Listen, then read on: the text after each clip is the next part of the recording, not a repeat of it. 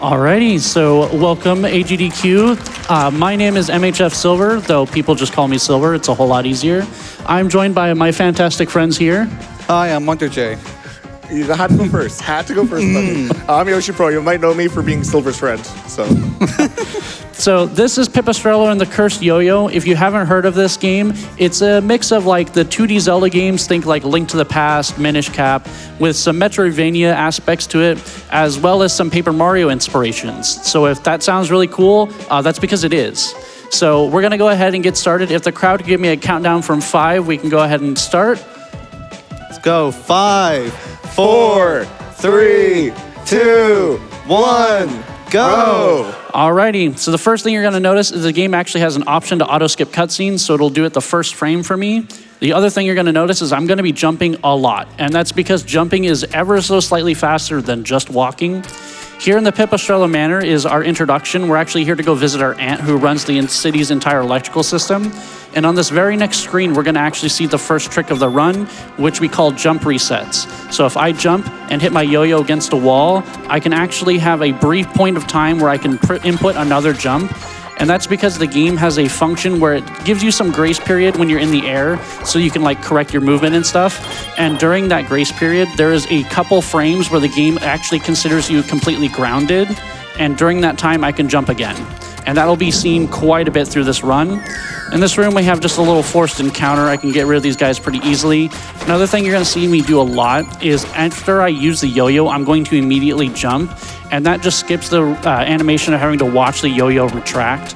And it's especially useful here right now with items. So I'm gonna pick up this key, immediately jump, and I can just leave with the key. So I mentioned we're gonna go see our aunt. She runs the city's entire electrical system, and the city's 4 main business people are not too happy about her prices. So here they appear to steal her energy, which is literally her life force, and split it amongst the 4 of them.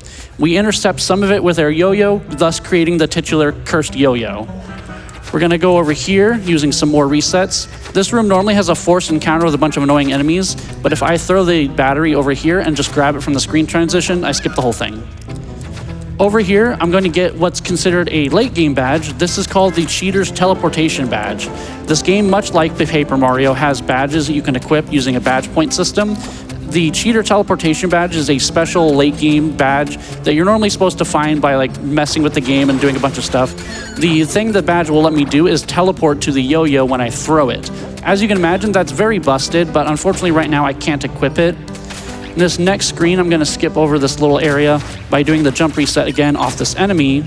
Over here, I'm going to learn the off-string throw ability and then just leave. And I'm gonna go for a very tricky jump here. If I can get that, oh, I got it. Okay, don't mind the fact that I just walked in the water, but that is a very tricky movement. The jump resets, I'm basically having to do quarter circle inputs for every single jump that I'm doing. So if you've played a fighting game and you know how difficult quarter circle inputs can be, imagine having to do it constantly. And that's what I have to do for all of these jump resets. It's just chaining quarter circle inputs, like quarter circle movements, XA, quarter circle movement, XA, quarter circle movement, XA. And I have to do it for every turn that I'm taking. I need to adjust the angle that I'm turning the circle. So in situations like that, oh, that wasn't what I meant to do. I have to do a full 180 to take that sort of turn. Here is a little battle arena. I can actually use the off-string throw to throw the yo-yo off, and the yo-yo will just deal a bunch of damage for me. And when I don't have the yo-yo on my string, I will just stun enemies when I hit them. So I'm just gonna let the yo-yo do a bunch of damage for me. And then these big guys with the hammers, they take a lot of damage, like they have a lot of health, and I just don't want to deal with them. So I'm just gonna knock them into the water. And now there's a little money bag that spawns. I'm gonna collect that and leave. And now we're gonna enter the safe house. The safe house is a place we'll be coming a lot later. This brings us to the plaza, South Plaza, right? South Plaza, I haven't played this game, but I've watched a few runs. So in South Plaza, we're gonna be going to talk to our cousin and get a burger. Our cousin will be in the safe house and will give us upgrades, right? The badges, so. They will act as our upgrade tree. The way that she works is we will take upgrades and they give us a buff and then they give us a debuff. We have the debuff until we pay off the contract. So that's why I'm grabbing this burger, is there's an NPC who wants it and will give me some money for it. Yeah, the contracts put you in debt. So every time there's like a debuff, like you said, and the money, it goes like half and half, right? Yep, half goes to my pockets, half go to paying off the contract. And here we're going to be, there's a new money route that is like reliant on RNG. These enemies can drop money, it's variable, and we have enough. We're good. All right. Yeah, we need under 125 there. Just And barely. then here's our next cousin, Pippo. We're not actually going to talk to Pippo, so everyone can say bye-bye to Pippo. Bye, Pippo. This room is supposed to be an ability check. We're supposed to have done the first 2 dungeons and learn the abilities in the dungeon, but because I use the jump resets, I can completely skip over these whole things that are supposed to make sure I have the abilities before I go up, and just skip the whole thing. So now we're in the North Plaza. Once I get to this first screen, I'm going to pause. I'm going to choose Return to Safe House.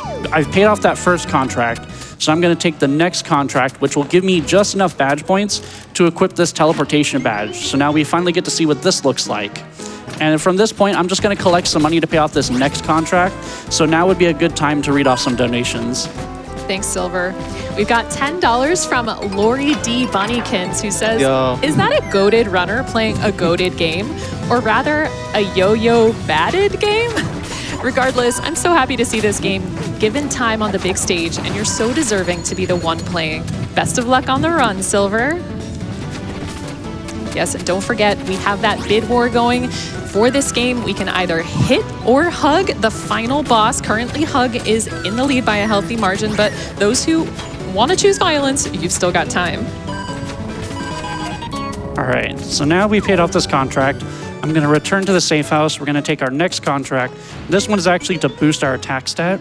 And we're going to enter our first dungeon, though we're not actually going in the dungeon to complete it. Every main dungeon in this game requires a sort of mini dungeon to be completed first. In this case, we need to complete the mini dungeon to enter to get like an actual ticket for this festival, but I can just sneak my way in.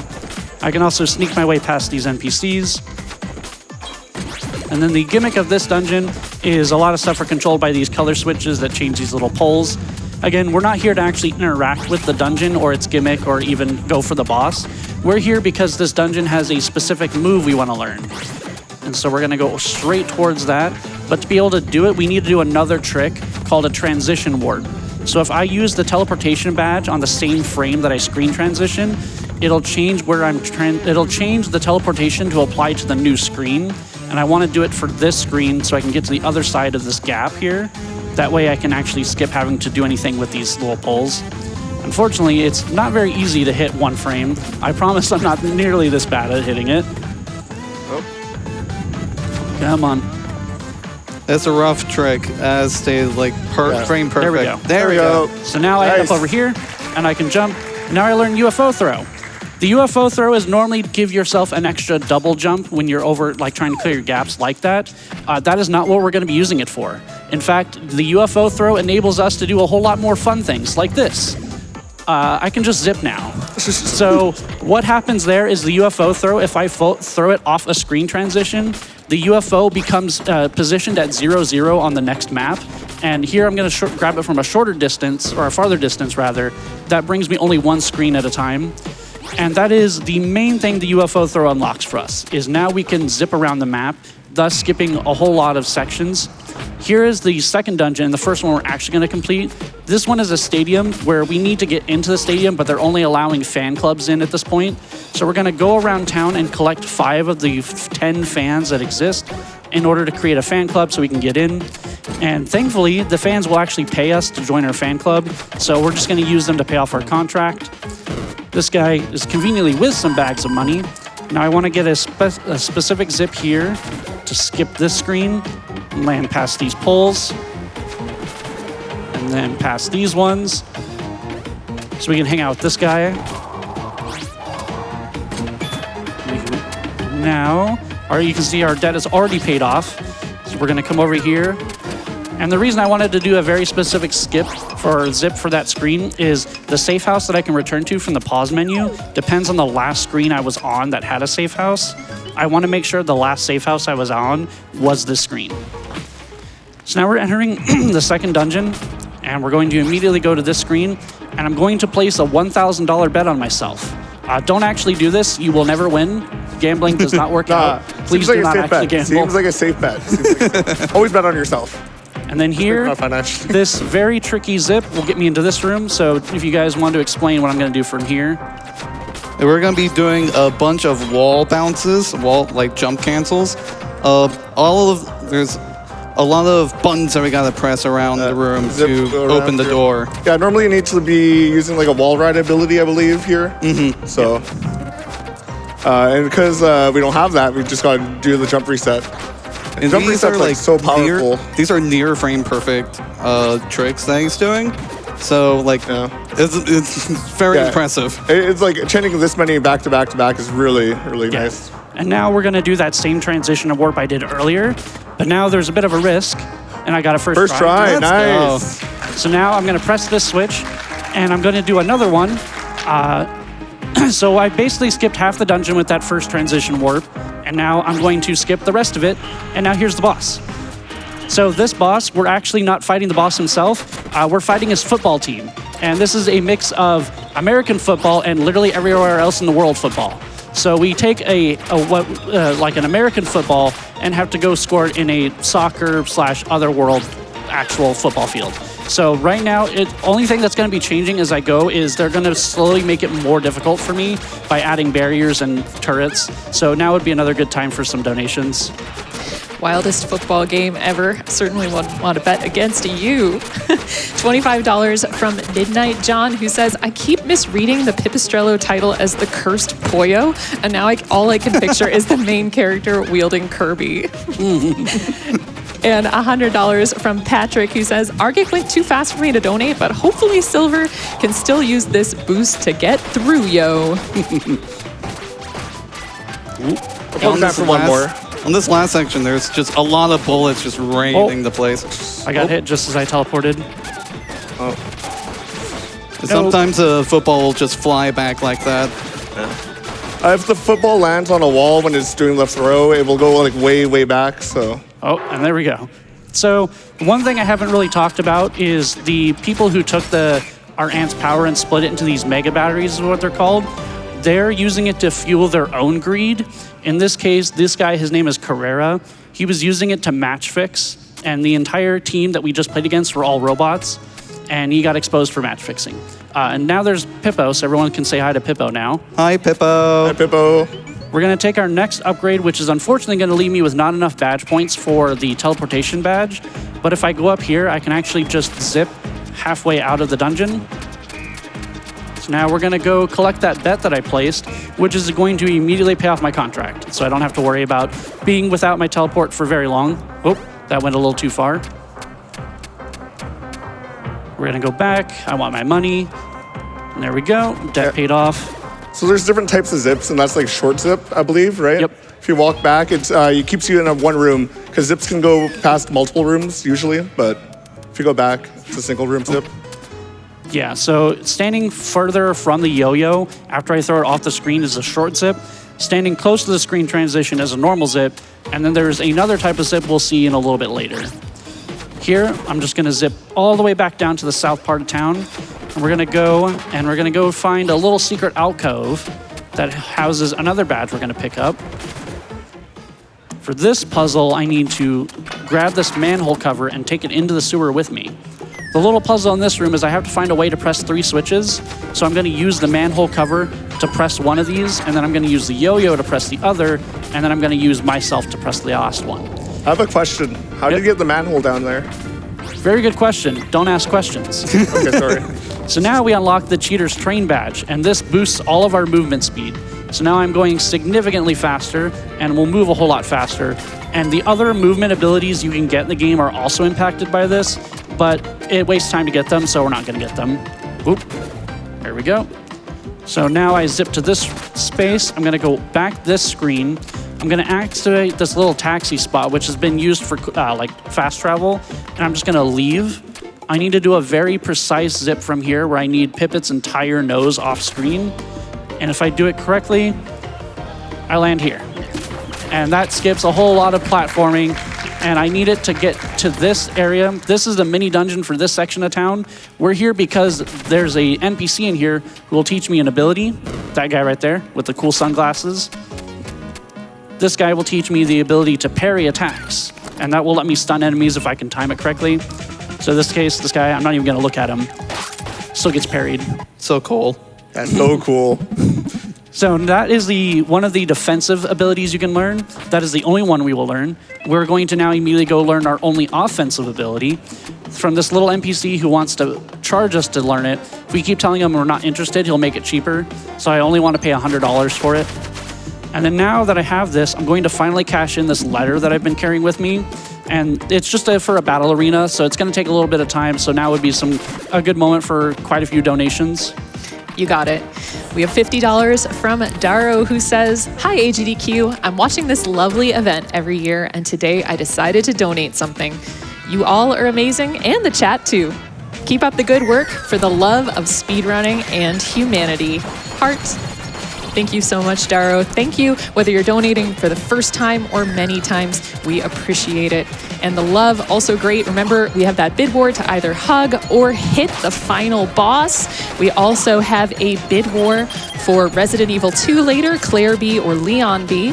Claire B is currently in the lead, but we got a $5 donation from Mel Crochets saying, "Donating to the Leon bid war in honor of my friend Kristen, who is Leon's biggest fan." Thank you so much. And we've got a $100 donation from Colin, who says, "Here's to Borderlands 2. Let's meet that bonus incentive." And that is the Glitch exhibition and Easter egg showcase. We've got $5,800 towards the $15,000 we need. We can get that met, chat. We probably have time for one or two more. Awesome. Got a $25 donation from Kaz, who says, "Longtime viewer, love GDQ. Good luck to the runner." And this is the final wave, I believe, right? Yep. So this arena gives us the demon badge, I believe it's called. It gives you double strength, and double strength is a lot of strength. And a lot of money, too. Yeah. So the main thing is we get what's called the demon badge for completing that. The demon badge doubles our attack stat, but limits our HP to 2. So we go there to pick it up. Plus we get a lot of money to pay off our contract. The contract we have right now requires a ton of money, and that just so happens to also give us a ton of money. So now we're gonna go to the next mini dungeon, the only one we actually have to complete, and it's in this little skyscraper. Fortunately, the exit for this dungeon is on the same screen as the beginning. So with the train badge that I have that boosts my movement speed, I can do a very tricky jump to get around it, and now the dungeon's complete. Some classic parkour, Minecraft reference. So I come in here just for this little badge because the main dungeon, the loading zone doesn't exist unless I have this badge. We can clip into the little doorway, but it doesn't do anything for us. We need this badge. So unfortunately that dungeon is required. Thankfully it is like 10 seconds long. Shortest dungeon I've ever seen. Okay. And so the mega battery that's being used in this district is being used to fuel excavation projects for diamonds, which are destroying the city. So now we're coming down here to stop him. We learned the wall dash ability here, which allows me to bounce off walls when I hit them with my yo-yo, which is going to get rid of my infinite jump, unfortunately, but that won't be too big of a deal. Here I'm gonna do a very specific zip into this little alcove here to grab this money bag that's worth $1,000. And then if I move slightly into the middle of the doorway, I can zip straight to the boss. So now we're finally gonna talk to Pippo after all this time. And what Pippo does is he lets us refine our badges where we can make them cheaper to equip and in some cases give extra abilities. I want to refine both the train badge and the demon badge so I can afford to have both equipped at the same time. And all of these upgrades I've been getting are basically to boost my attack stat and maximize my damage output, and just watch what happens because of that. Boss just melts. Normally the boss jumps around, but we do so much damage so quickly that it doesn't get a chance to move. And he's gone. He put up 0 fight. And now I'm gonna try for a little trick. If I fall off this as the cutscene, I didn't do it in time. There's a way to, if I fall into the void just as the fanfare ends, I can spawn closer to the battery. That just makes it easier to break it. So that's Slime Tycoon down, and our second mega battery. So now we're going to go back to that one taxi spot I mentioned earlier. So to keep in mind, where I just activated a taxi spot and then left, we don't need any upgrades anymore. We don't need any badges. We don't need any upgrades. We are literally set for the rest of the run at this point. So we're going to go to the one of the last dungeons, which is actually the first dungeon. It's in a giant mall where the guy who has that mega battery is using it to fuel the mall as well as his food production system. And it's normally a very cumbersome dungeon to do because you're supposed to go around a bunch of areas around the mall, collect some keys, and unlock an elevator. But we're going to do the third type of zip. Now, the third type of zip is called a pause zip. If I can pause on the same exact frame that I screen transition from a zip, it'll unload collision. See, that's what it looks like normally if I try to zip from here. But if I can pause on the same frame as I screen transition,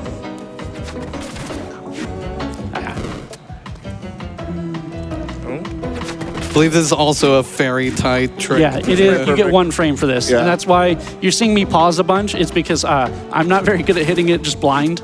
There we go. Oh. And And now we're here. We're down here. So we skipped almost the entirety of the dungeon. I'm going to do another one here. And now I'm going to show off another trick that the UFO throw can do. I can actually chain them. If I mash the inputs for the UFO throw, I can UFO throw after UFO throw, and I basically have that infinite jump again. Now I don't have to rely on a wall. Precisely. And you'll see here also that he can't still jump reset if you take off the Yeah, if the I yo-yo ditch left. the yo-yo, then I can do the jump reset again with just the string, but it is not as good because the yo-yo will return to my hands either after a couple seconds or when I screen transition. So here I'm going to skip another ability. I'm just going to wall bounce, do some more UFO throws. Oh. All right, well thankfully because I was on a different screen and hadn't touched the floor, I don't take damage from that. So we're going to do this, bounce off that wall, do a couple more, You can and we just chain skip all of that. these moves one after another. So this is Don Moretti, if you guys like to explain how Don works. Dawn shoots you with guns. It's got a lot of different guns, and you can parry them back at him to stun them for a little bit. Yeah, so the first attack that Dawn does is always the same, but then it's kind of up to luck after on where Dawn will go, what Dawn will do. I believe you typically want them to use like either of those attacks. The one that has a bunch going after one after another, or this one. Yeah, the scatter shot seems to be the best. Scatter shot, that's a word. There we go. All right. Nice. He loves to be a butt. So now I'm going to try that same little skip I was trying to do earlier. Okay, and that should have worked. Ah, it didn't. Okay. Normally I would spawn a little bit closer to the battery doing that, but that's fine. So now we have our third mega battery, which means now we have one last battery, and it's at that very first dungeon I went into and then didn't do anything other than UFO throw. So now we have to go all the way back there. But before I leave, I'm going to unequip these two and give myself back the teleport badge. Yeah, you need it to get in still, right? Because we don't have the ticket. Yep. And then normally there's supposed to be an elevator that takes me down here. I did not activate the elevator, so when I go through this elevator, I need to hold down so that the first possible frame of input will allow me to walk into this water and just let me reset into the room. If you don't do that, you get stuck in a wall, and it's not a soft block, but yeah, it's not fun. You lose a lot of time. It's a whole thing. So we're going to go back here. And then we're going to sneak into the festival again. And then this time, the whole dungeon revolves around the main stage that's up one screen. We're trying to get backstage. I can just zip backstage. So now that I'm back here, I'm going to go back into the safe house to re-equip my good badges. And we're going to go into the boss fight. This fight isn't actually against the business person who has the mega battery. She's just providing support. We're actually fighting a cosplayer. So this guy is very much a Link cosplayer, and he thinks we're also cosplaying with him. During the second and third phase here, this is Toxie. She will appear to give him invulnerability to protect him. We just need to knock her away to get rid of her. And with this guy, I want to make sure that he's doing an attack. If I try to come up to him when he's not trying to prepare an attack like this, he will just walk away from me or jump away. So I want to wait for him to start doing some sort of attack and then stun lock him. And there he's gone. Nice. Yeah, this is like the most annoying fight in the run, I believe. Yeah. It's like very RNG dependent. He jumps around a lot, he likes to troll, he's not very fun, and he is, for a lot of the categories, a very major pain point. So now we have all of the mega batteries, and so now what we need to do is we need to return to Pipistrello Manor where we all started, because now that we have the mega batteries, we unlock the rest of the dungeon. So now would be a good time for maybe 1 or 2 last donations. Awesome. Just a reminder, we are almost halfway there to the Space Mustafar showcase in Star Wars Battlefront 2. We'll get a couple of minutes to show off the coolest space battle mission. We need just over 2,500, but we got some love for this run. $25 from Enrique, who says, awesome to see Pipistrello on AGDQ. Shout out to Silver, Yo-Yo bats against cancer. Come on. And $25 from the Sound Defense, who says, for those wondering, Pipistrello on PC clocks in at about 800 megabytes, which is a little more than half the size of a GameCube disc, or 1/10 the size of Hollow Knight. That's impressive engineering. I love these small file sizes. So now I'm going to do a zip in here. So normally we would go around the whole Pipistrello Manor in a final dungeon, but conveniently the final boss room is 1 screen down from here. So now we're in the final boss. So what ends up happening is our cousins have actually betrayed us, and they have made it to where the mega batteries, instead of putting our aunt back together, enrage her. So now all she wants to do is get rid of us. And now we need to make the call for the bid war. Awesome.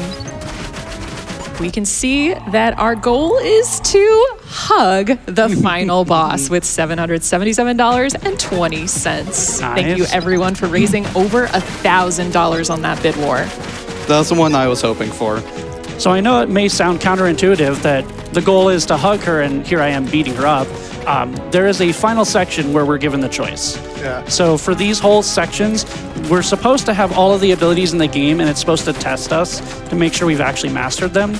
Because I have not learned them, I need to rely on the UFO throw to basically cheese every single challenge.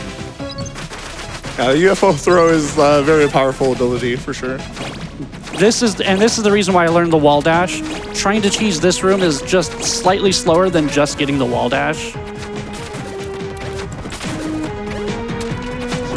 There's a lot of these like long stretches of lava that you're supposed to have like, it's called walk the dog, that lets you just like walk on liquid. We don't have that, so we just jump over it over and over again. Here we've reached a checkpoint. Oops, that's fine. The batteries will give me health. We reached a checkpoint where now our aunt is getting invulnerability from the batteries, so we just need to hit them to get rid of the invulnerability. Now we can come back up and continue. So now from this point, each of the little challenge spaces, we only get 1 at a time, which is good. I like to see this one. Thankfully, there's a health pickup right there.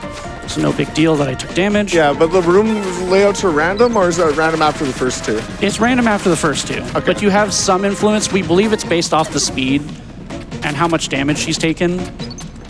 So yeah, you just kind of have to react towards the end of this fight. Still active research ongoing.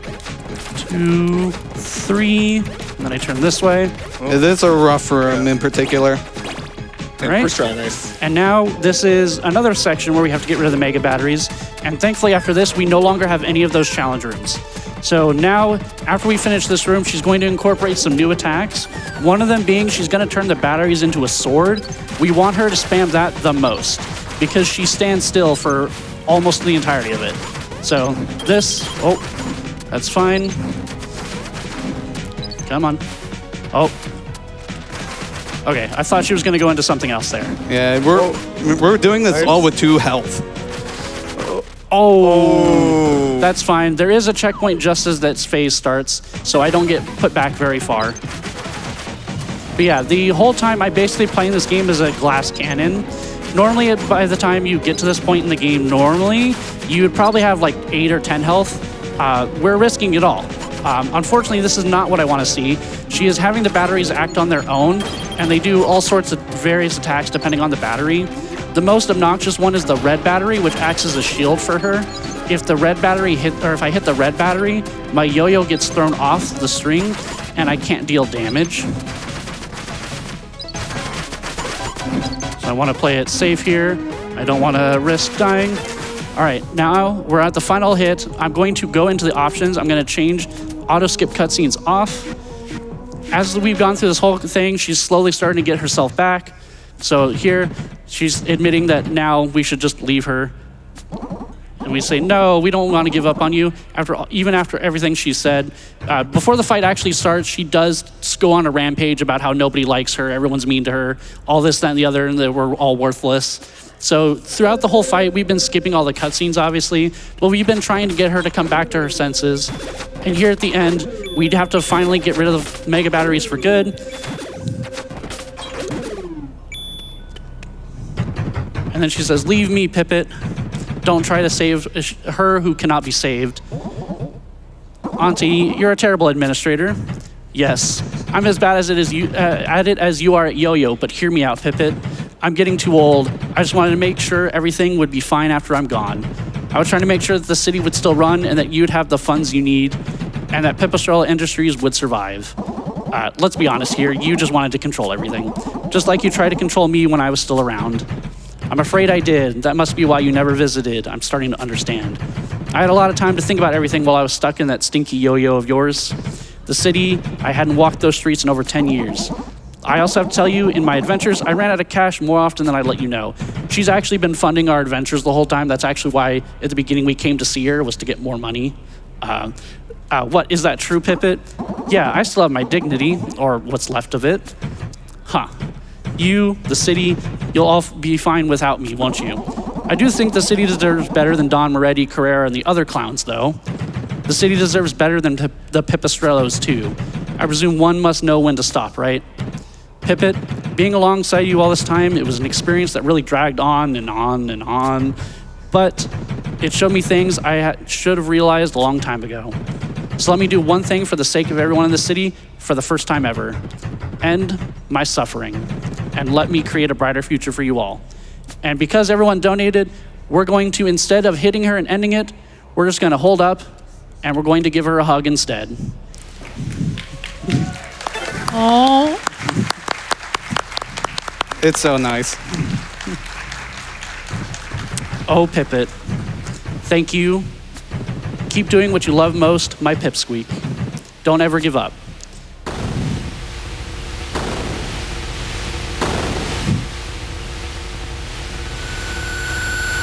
And time.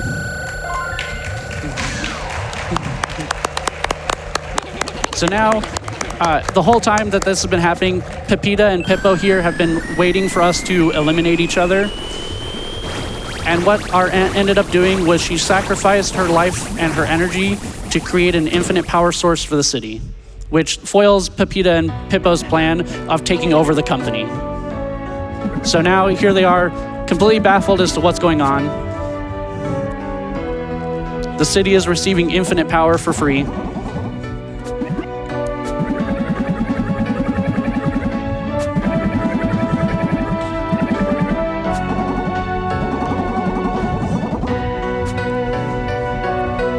And unfortunately, Pepita and Pippo don't get any sort of comeuppance for their actions. They just kind of run away.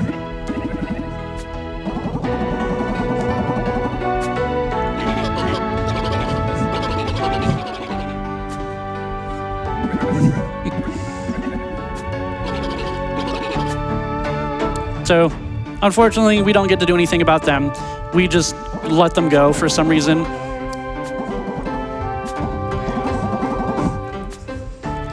And that ends it for us.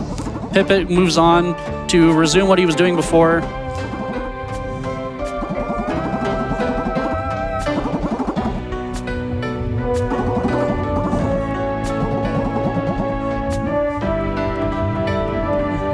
Yep.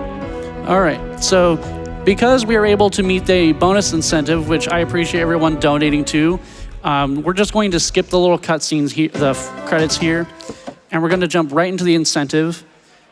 And to do that, we're going to start a new game. Also, our aunt is still alive. A good bit of it still survived in a yo-yo. So she didn't die completely. So now what we're going to do for the incentive, we're going to start a new game plus file.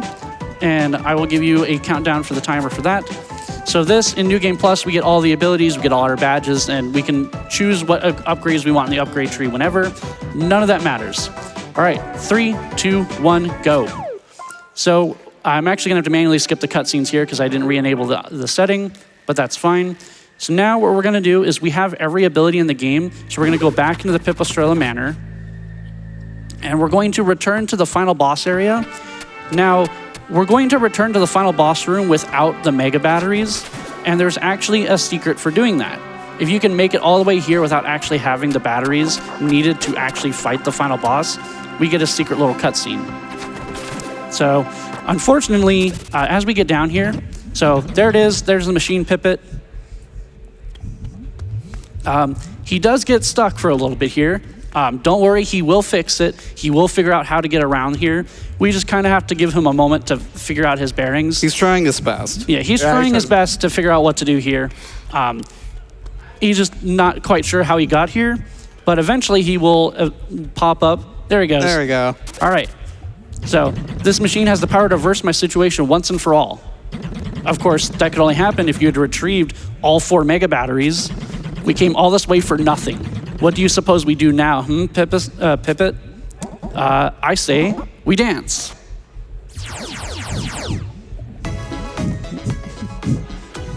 Dancing with a bunch of holograms of Madame, what's her? Pipistrello? Pipistrello. Okay. And then time's coming up here. This song's a jam. Yeah. And we have a $5 Time. donation from Wyatt. Hugs for everyone. So yes, we call it bad ending because not only is you get the alternative ending, so to speak, but also we are now soft locked because the retry this room button will put you back into the entrance of the room that you entered. But because I entered here unintended, trying to reset and retry will put me back into the cutscene, meaning that I am indefinitely stuck here unless I Alt F4. So there's no way to escape the dance party.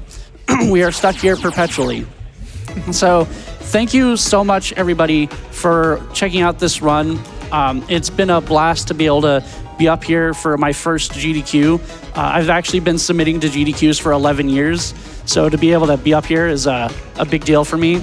So I appreciate everybody at GDQ, of course, WonderJ and YoshiPro for being up here with me, everybody in the crowd, everybody who's watching. Shout outs to the people in the Pipistrello community, Lori, who did donate earlier. We have Idea, Chibi Satan, Shin. We have some people in our community who are doing the language restreams for Brazilian Portuguese and French, I believe. So shout outs to those guys as well. Thank you so much. The developers, I can't think of them enough. They, as mentioned at the pre-show before this, the developers did put me in the credits of this game, which is baffling, and so I can't thank them enough for their support. But yeah, if you're interested in watching more of my stuff, you can check me out at twitch.tv/MHFsilver. You can find me on Blue Sky. If you just search MHFsilver, I should come up. And yeah, that's pretty much it for me. So thank you, everybody, once again.